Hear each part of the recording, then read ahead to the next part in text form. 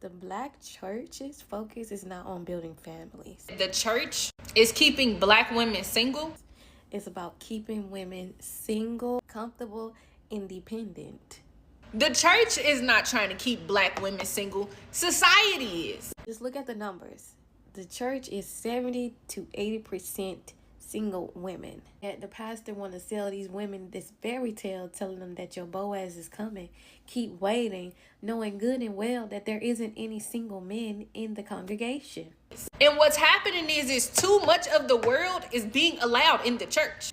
Because the men aren't flocking to the churches, because the churches are catered to women. It's not the church, it's the world. But the world is currently dominating the church.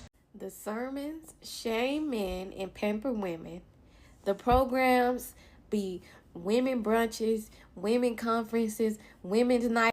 The churches know who paid the tithes. I say that, what I mean is that the devil is running rampant, and we are living in a time where so many things are being normalized that the structure of the church is being weakened to allow spiritual warfare. So they selling the women these dreams while cashing their check. The Jezebel spirit is running rampant in this generation.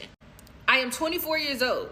The amount of women that no longer want to get married, no longer want to have children, want to be the head of household, don't want to submit to anyone, the numbers are astronomical. You gotta ask yourself, if the church is really about family, why is it full of single mothers, single women, and empty of men? Because the Black church needs the women single, desperate, and waiting. Because if you had the family that you prayed for, then they wouldn't be able to control you. We have women creating this ideology of decentering men when the center should be God to begin with. And if you omit the Black man from the Black household, the Black community dies. Like, let's call a spade a spade. Something that I learned, I was probably like 13 years old. I was at this conference. Why I was there, I don't know. Shout out to my grandma.